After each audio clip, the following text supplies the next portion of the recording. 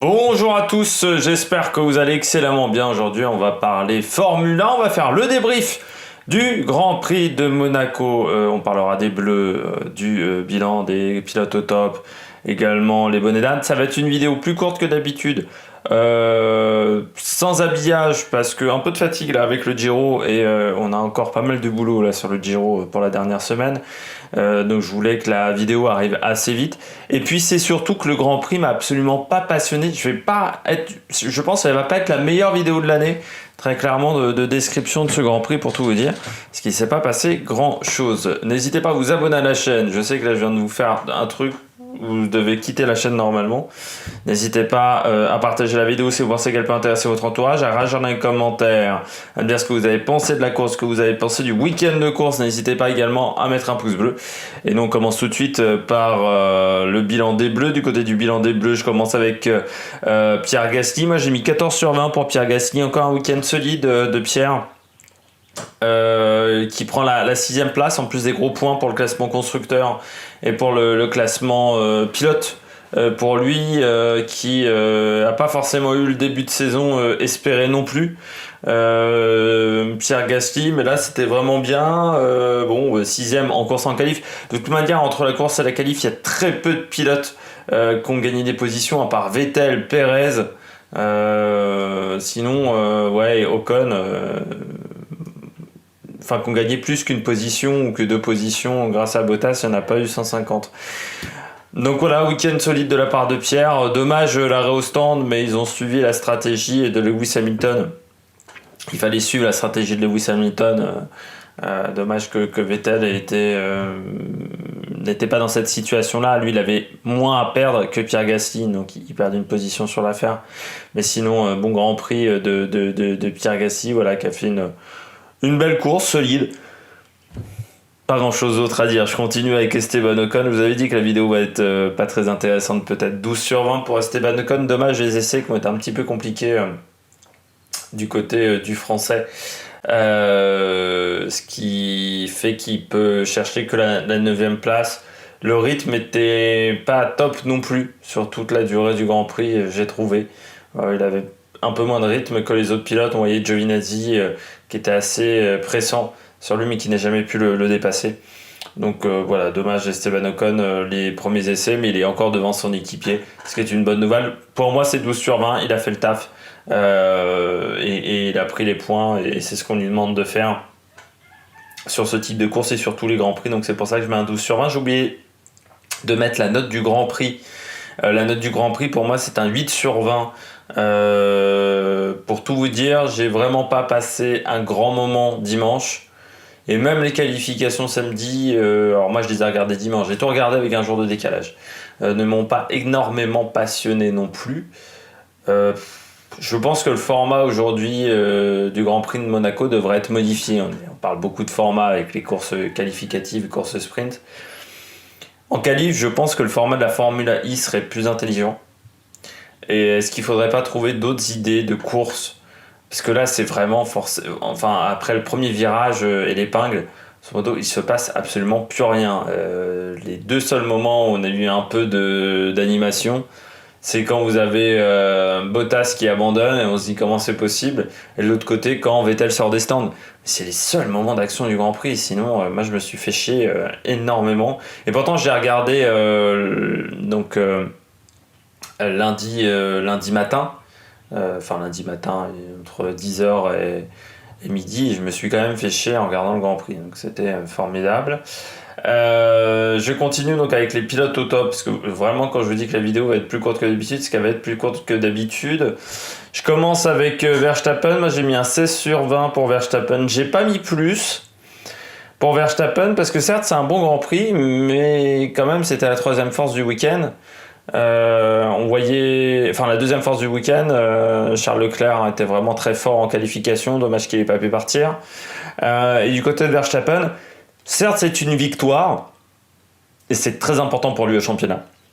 C'est des gros points pour Verstappen au championnat, mais en même temps je me dis le rythme n'était pas si exceptionnel que ça, surtout pour Red Bull à Monaco. C'est-à-dire qu'on a été habitué à ce que Red Bull à Monaco soit quand même vraiment au-dessus du lot, et là c'était pas totalement le cas, on les voyait pas forcément très forts. Bon, au final, il s'impose avec 10 secondes d'avance, mais simplement sur la Ferrari de Carlos Sainz. Il a eu de la chance que derrière, ça abandonne énormément. Avec Bottas en fin de course, il aurait fallu voir si Verstappen aurait pu résister facilement en fin de Grand Prix. Après, ce sont des gros points, donc si un week-end qui, pour moi, est moyen, il arrive à prendre les points de la victoire, c'est plus qu'une satisfaction. Sainz, 16 sur 20, très bon Grand Prix de Carlos Sainz. Très bon week-end. Certes, il était derrière Charles Leclerc, mais il n'était pas si loin que ça non plus. Et puis Charles Leclerc était quand même vraiment au-dessus du lot sur ce week-end. Il est à 265 millièmes, mais il est à 10 millièmes de Bottas et à 35 millièmes de Verstappen, donc c'est vraiment bien en qualification. Et puis après en course, il a vraiment Ferrari n'a pas pris de risque au niveau de la stratégie. Je pense qu'il a vraiment fait sa course. On sentait que du côté de chez Ferrari, ils avaient du mal à chauffer les pneus. Voilà, après, très bon week-end de Sainz. Quand on prend la 3e place sur un Grand Prix comme Monaco, c'est une très grande satisfaction. Je pense que son père va être très fier de lui. Vettel 16 sur 20, pour moi c'est le pilote de ce Grand Prix. C'est le pilote de ce dimanche. Déjà, bon, il fait quand même un bon samedi en qualification en prenant la 8e place, qui est quand même bien mieux que d'habitude. C'est quand même largement devant Lance Stroll, même si Lance Stroll n'a jamais été bon à Monaco. Contrairement à Bakou, même je crois à Singapour, il n'a jamais été excellent. Lance Stroll, il n'aime pas trop les circuits en ville. Mais du côté de Sébastien Vettel, il aime les circuits en ville. On se souvient de sa victoire à Singapour, sa dernière victoire en date. Et puis là encore, un bon résultat pour Vettel avec la 5e place. Ils ont bien géré la stratégie du côté d'Aston Martin, ce qui est rarement le cas normalement. Et c'est bien de gagner des positions. On gagne quand même 3 positions en course. Alors certes, il y a le double abandon, mais ça veut dire qu'il a quand même dépassé quelqu'un pendant le Grand Prix, ce qui est très compliqué à Monaco. Donc on peut le féliciter. Et puis il n'a pas perdu de rythme sur les courses où il était bien parti cette année. Il avait tendance à perdre du rythme sur les 2e relais. Il avait vraiment un très bon rythme sur son 2e relais, Sébastien Vettel. Je continue avec 14 sur 20. J'ai mis 14 sur 20 à Pierre Gasly, mais également à Sergio Pérez. Là aussi, très belle stratégie de la part de Sergio Pérez. Ils ont attendu le changement de pneus chez Red Bull. Et puis Sergio Pérez, le dimanche, il est toujours là. Autant il a du mal avec la voiture le samedi en qualification à donner son maximum sur cette voiture en qualification. Autant en course, il est très très bon Lando Norris. Sergio Pérez, c'est le seul qui avait du rythme. C'était l'un de ceux qui avait le plus de rythme en course. Avec une 39-17 à 1h39-17 à l'arrivée, donc simplement 1 seconde de Lando Norris. C'était vraiment le pilote qui avait le plus de rythme, mais impossible de dépasser sur cette piste.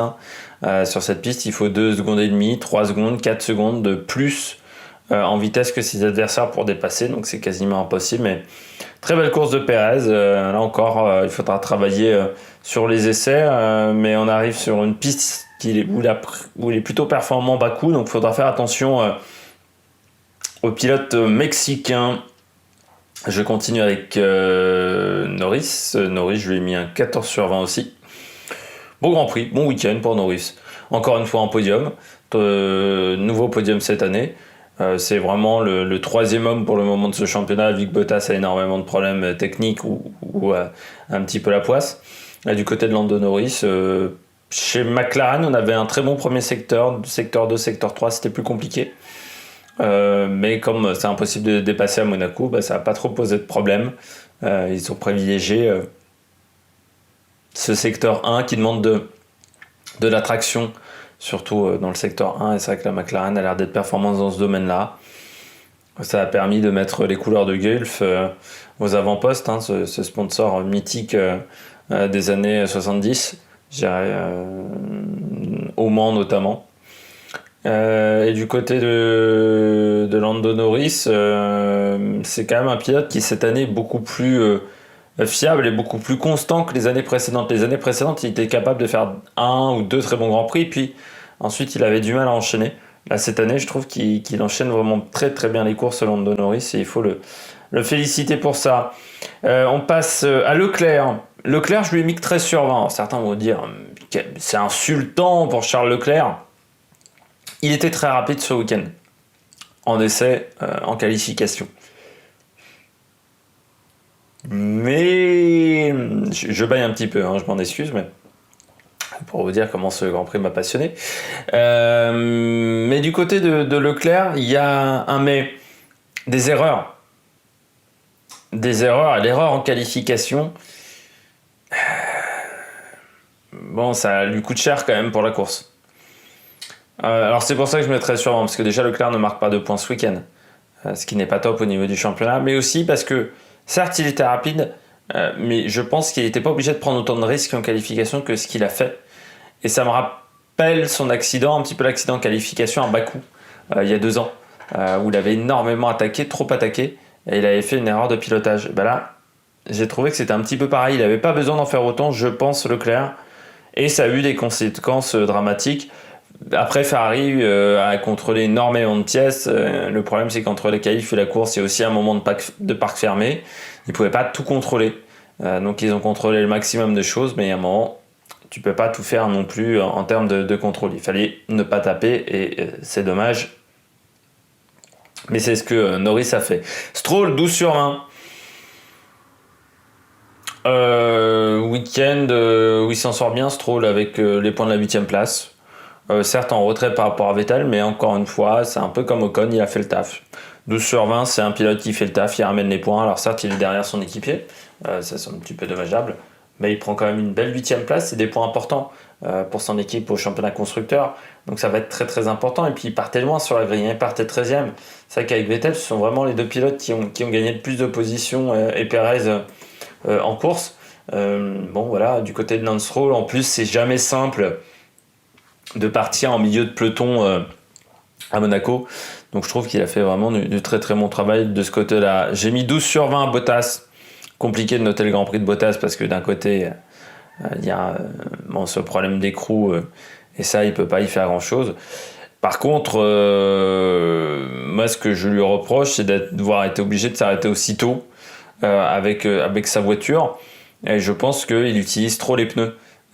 Sur un Grand Prix comme Monaco, pourtant l'usure des pneus n'est pas énorme, sauf un peu les pneus avant, et encore c'est quand même bien moins que sur d'autres pistes. Et bien, c'est quasiment le seul pilote qui n'arrivait pas à tenir son train de pneus sur le premier relais. Donc ça là-dessus, ça m'a déçu. Après, bon, la Mercedes c'était aussi une voiture très compliquée, elle est quand même devant son équipier. C'est pour ça que c'est dur de noter ce Grand Prix, parce que d'un côté je me dis ok, la performance est là, et puis de l'autre, il n'y a pas les points. Il y a encore une spirale négative, mais là, sur cette action-là, je pense pas qu'ils y peuvent grand-chose.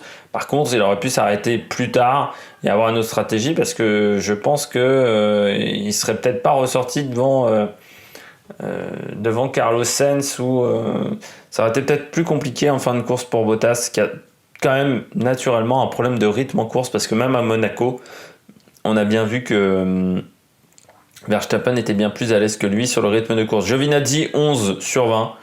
Enfin des points pour Giovinazzi. Pour marquer des points, il faut quand même qu'il ait Leclerc qui parte pas et Bottas qui abandonne. Donc ça fait un peu beaucoup, je trouve, du côté de Giovinazzi. Donc c'est pour ça que je mets 11 sur 20. Ok, il marque un point, pour Alfa Romeo c'est important, parce que c'est peut-être la 8ème place qu'ils viennent de sécuriser au niveau du championnat constructeur avec ce point-là. Malgré tout, du côté d'Alfa Romeo, quand on voit la performance de Ferrari, on aurait peut-être pu s'attendre à mieux pour les voitures italiennes, ce qui montre que, contrairement à l'année dernière, là, au niveau châssis, ils sont en retrait par rapport à Ferrari. Et comme le moteur a encore 30 ou 40 chevaux, ça les place en situation difficile. Raikkonen 10 sur 20. La différence entre les deux, c'est que Raikkonen n'a pas marqué de points, mais ils se sont suivis pendant tout le week-end. En course, il y a 1 seconde entre les deux. En qualification, c'était pas énorme l'écart non plus. C'était 1 dixième et demi. Voilà, donc c'était pas si énorme que ça. Bon, à Monaco, c'est un peu beaucoup, mais ça allait, on va dire, pour Giovinazzi. Et puis, du côté de Raikkonen, c'est pas toujours un circuit qui lui a bien réussi quand même dans sa carrière. Au pilote finlandais, il a même assez peu performé, de souvenir de Raikkonen à Monaco. Certes, il y a une victoire à l'époque McLaren, mais avec Ferrari, s'il avait gagné avec Ferrari en 2007, je sais plus. Moi, j'ai plus souvenir du Grand Prix de 2007. Sinon, j'ai assez peu de souvenirs des Grands Prix de Monaco, parce que souvent, je me fais chier en regardant le Grand Prix de Monaco, donc c'est pas un Grand Prix qui me passionne énormément. J'adore l'ambiance autour de Monaco, mais à part l'année où Jules Bianchi fait 9ème, quand il y a Arnaud Trulli qui gagne, qui a un week-end qui est assez dingue, même l'année des Braun Grand Prix, je me fais chier en 2009. C'est souvent quand même une procession à Monaco, ce qui rend la course assez peu intéressante. Donc Raikkonen 10 sur 20, après je vais aller assez vite, Russell aussi 10 sur 20. Très bonne qualification, en course c'est un peu plus compliqué. J'ai mis 11 sur 20 pour Mazepin parce qu'il n'a pas tapé, surtout ce week-end de course. Il finit devant son équipier également. Donc bon week-end de la part de Mazepin. Et encore une fois, moi Mazepin, j'ai beaucoup vanné Mazepin depuis le début de saison. Et je suis surtout assez critique par rapport à son agressivité en piste, par rapport à son manque d'intelligence. Mais le pilote est capable de faire des coups d'éclat. Il l'a montré l'année dernière chez Hightech en F2, où il a fait quelques coups d'éclat comme ça, de très très bons résultats. Par contre, c'est un pilote qui est aussi imprévisible, et ça on l'avait déjà vu en F2 l'année dernière, et pour moi il ne mérite pas sa place en F1 pardon, parce que c'est un pilote qui est instable mentalement. Schumacher, j'ai mis 6 sur 20 comme Tsunoda. Ça a été compliqué le week-end pour les deux débutants, ils ont eu un week-end très difficile. J'ai mis 8 sur 20 pour Latifi, 6 sur 20 également pour Alonso parce que largement dominé par son équipier. Et le pilote espagnol a eu un Grand Prix très difficile je trouve. Et puis Ricciardo, Hamilton 7 sur 20 derrière leurs équipiers. Ricciardo un peu nulle part sur ce week-end de course. Il avait une voiture pourtant qui était confortable à conduire, on ne le sentait pas en difficulté au volant, mais ça n'avançait pas. Du côté d'Hamilton, une voiture très difficile à piloter, il n'a jamais réussi à modifier le comportement de sa voiture pendant le week-end. Malgré tout, il prend quand même la 7ème place, ce qui est un bon résultat pour le pilote anglais.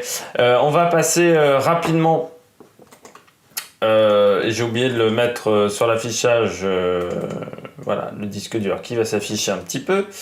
On va faire le point sur les classements des championnats du monde. Donc comme vous pouvez le voir à l'écran, du côté du classement pilote, on s'aperçoit que c'est Max Verstappen qui est en tête du championnat du monde avec 4 points d'avance sur Lewis Hamilton, ce qui n'est pas normal, ce qui n'est pas inquiétant pour Lewis Hamilton. Je rappelle que face à Vettel, il y a une année où il avait quasiment 25 points de retard et pourtant il était champion du monde assez vite après derrière. Donc Verstappen n'a encore rien fait très clairement au niveau du championnat. On retrouve ensuite donc Lando Norris qui est 3ème, qui a maintenant des points d'avance sur ses adversaires directs, notamment Sergio Perez et Charles Leclerc. Valtteri Bottas est 4ème, 2ème abandon de la saison. C'est dommage parce que pour le moment il est quand même souvent à la 3ème place. On retrouve ensuite Carlos Sainz, Ricciardo, donc en difficulté tout le week-end. Gasly et Ocon qui sont juste derrière le pilote australien, et puis ensuite Vettel qui marque des gros points avec cette 5ème place, ses premiers points de la saison. Lance Stroll, et puis les premiers points pour Antonio Giovinazzi également, avec les points de cette 10ème place. Il se retrouve 15ème juste derrière Yuki Tsunoda. Du côté du classement constructeur, c'est Red Bull Honda qui est en tête avec un petit point d'avance sur Mercedes. C'est encore plus surprenant parce que Ferrari n'avait, je crois, jamais réussi à faire ça quand il se bagarrait avec Mercedes. C'est rare que Mercedes soit pas en tête du championnat constructeur. On retrouve ensuite McLaren Mercedes avec 80 points, 2 points d'avance sur Ferrari. Dommage du côté de chez Ferrari, l'abandon de Charles Leclerc, ça aurait permis d'amener des gros points. Et puis ensuite la bagarre pour la 5ème place entre Aston Martin, AlphaTauri et Alpine.